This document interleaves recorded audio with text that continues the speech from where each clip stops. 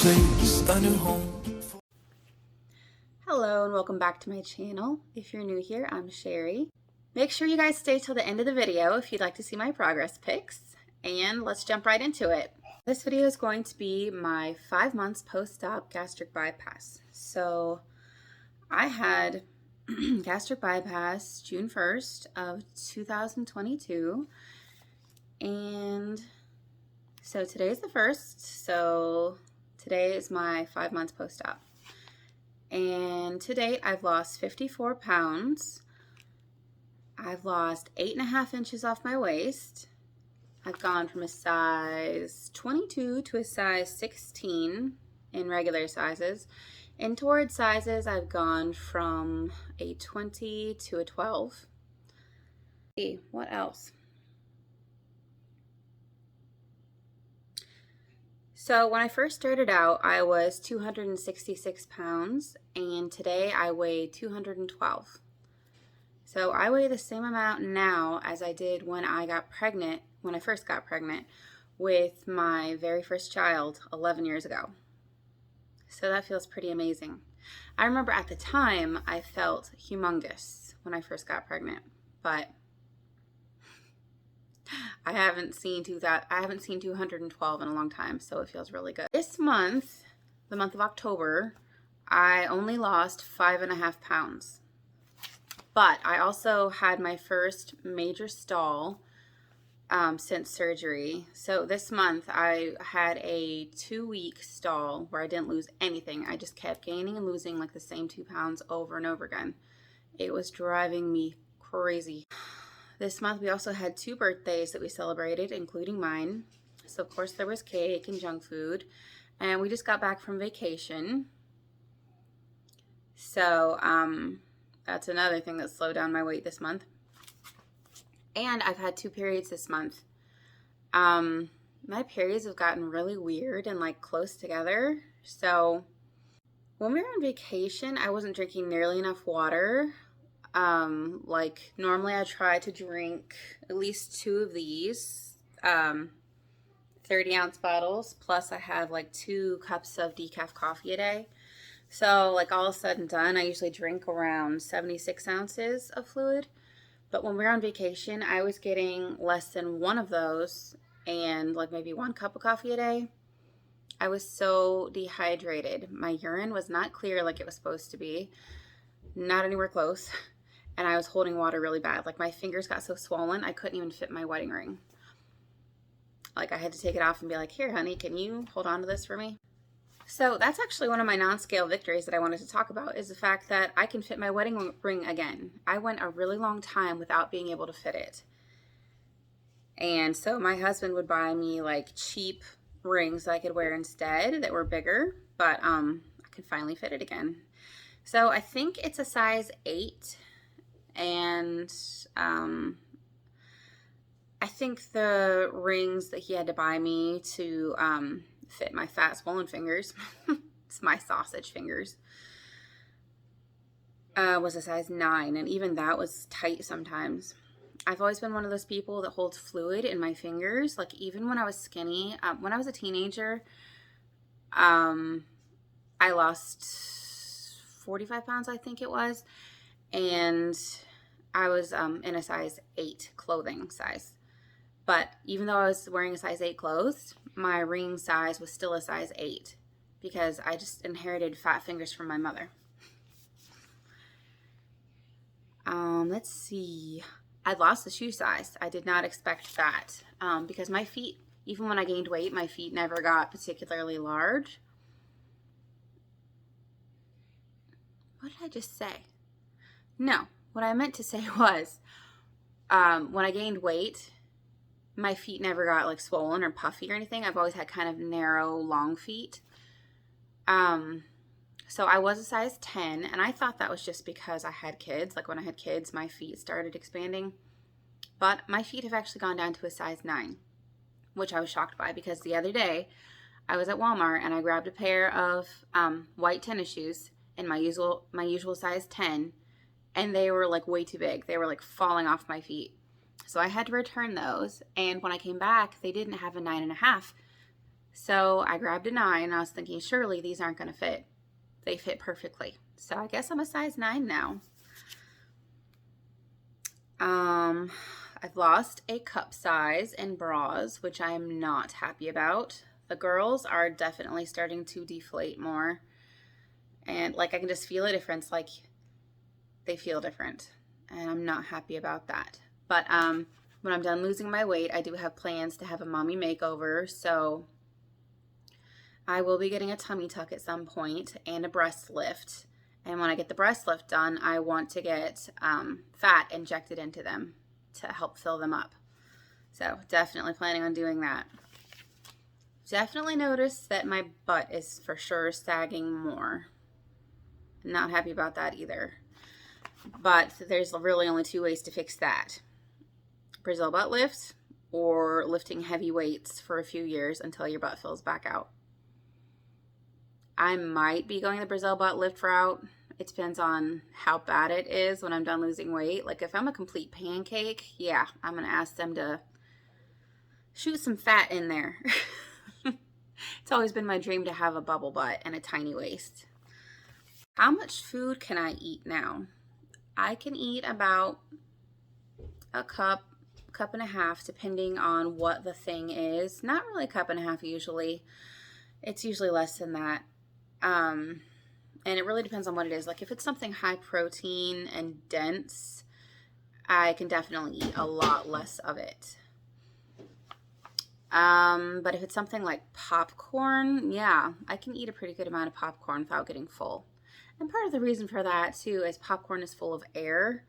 So when you chew it up, all the air is gone and it's actually just a tiny bit of food. So yeah, I guess things that are full of air I can eat more of. I do try to keep my carbs down. Not like crazy low or anything, but I try not to go above 25 carbs per meal because I don't want to spike my blood sugar too much, because then you're going to get reactive hypoglycemia and your blood sugar is going to crash. And I don't feel like dealing with that. So that's the reason for that. I don't have anything against carbs. If you want to eat carbs, you do it. I also try to eat at least 10 grams of protein with each meal. Usually it's more than that, but like at a minimum, I try to eat 10 grams of protein because you want to eat at least 60 grams of protein a day, and you should be aiming closer to 100. So I eat about 5 or 6 times a day. It's usually closer to 5. And protein is one of the most important things that you can eat for your body, rebuilding your muscle, building collagen for your skin. It's just really important for you to eat enough protein, because if you don't eat enough protein, then your body starts eating the protein that's on your body and you get saggy arms because it starts eating all your muscle. Nobody wants that. And I don't want to feel weak. I want to feel like I can lift up my kids and do what I need to do. So I try to get enough protein. Things that I've noticed. So my hair is for sure falling out. That started at about 2.5 months post-op, and I'm still losing hair at 5 months post-op, which is why I ended up getting my hair chopped. It used to be like this long, and I got my hair chopped. And I had red hair at the time too, and this is a lot closer to my natural color. So hopefully you won't notice how thin it is now. Like before, when it was red, you could really see how thin it was through here. But now that I've gotten it closer to my natural color, it looks a lot thicker. But it is thinner in this area though. So, worst PMS. My PMS has gotten really bad. Like, I just feel awful before I start my period now.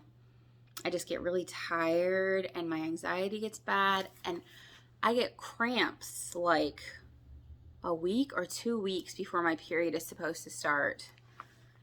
I also feel like my bleeding has gotten heavier. It could just be me thinking that, but I think my bleeding has gotten heavier. Also, my periods have gotten kind of erratic. Like one cycle might be 18 days, the next cycle might be 30 days, the next cycle might be 19 days, the next cycle might be 28 days.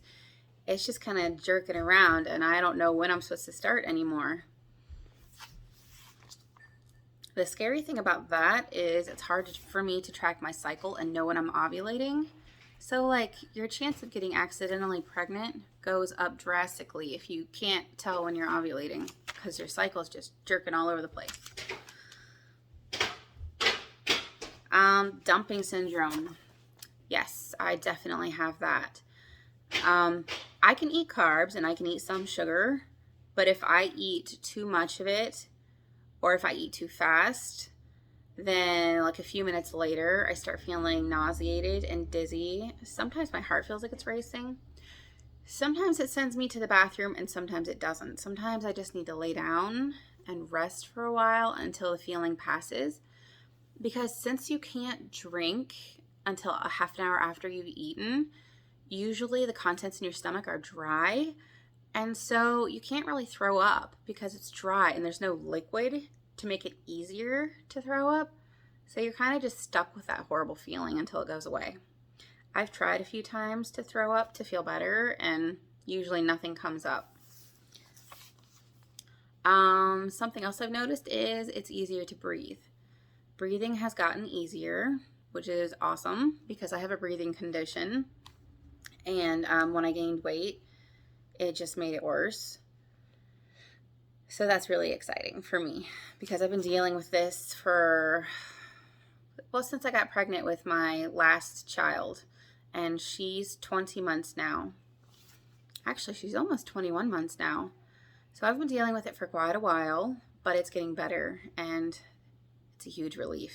It's just horrible when you're struggling for breath, especially like when I'm up and being active. That makes it harder to breathe too. Like even when I just stand for long periods of time, I just start feeling like I can't breathe. And it's not like an out of breath feeling, like it's more just like I can't get a deep breath kind of a feeling, but like the urge that I need to take a deep breath. My back pain has also gotten worse. Like before I had the surgery, I had back pain, and now I feel like it's gotten worse. And it's not just one area of my back. Like sometimes my upper back hurts, sometimes my middle back hurts, and sometimes my lower back hurts. It's just, yeah. And I don't know if they all hurt for the same reason or what. But I do know that losing weight can make back pain worse though, because your center of gravity gets thrown off, especially if you're someone like me who tends to carry all of their weight in their stomach. So when you start losing that, then it shifts your center of gravity and it puts strain on different areas of your back and like other joints. So I'm definitely going through that. I'm having better sleep. That's a plus. I do feel like I can sleep better. I don't wake up feeling like I can't breathe so much. Another thing is I feel like I'm bruising easier. Like the other day, I found like 3 bruises on my arm. I had no idea where they came from. I didn't do anything that should have caused that. It was just random bruising.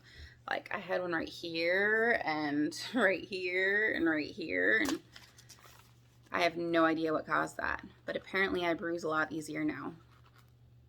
I've been trying to walk for 15 minutes a day just to stay active. It doesn't always happen.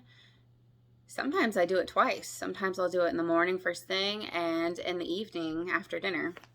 This month has been kind of thrown off because I've been so busy with just doing stuff with the kids' school.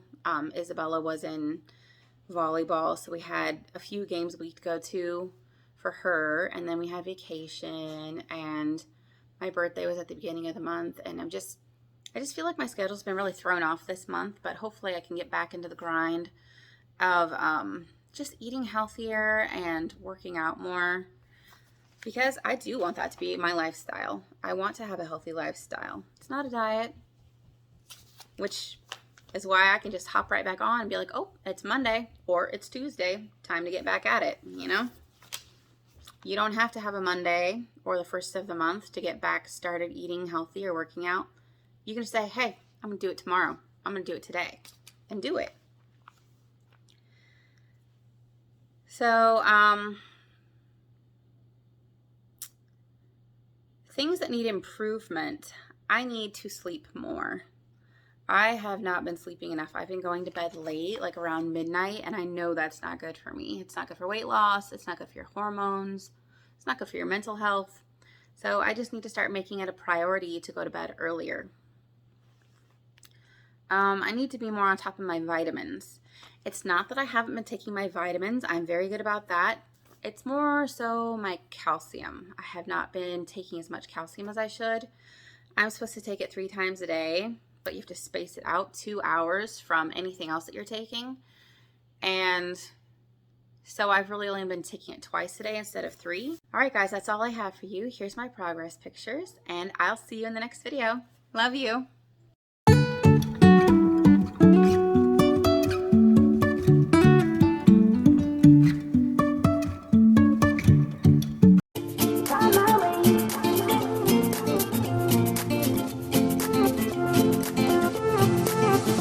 A new place, a new home.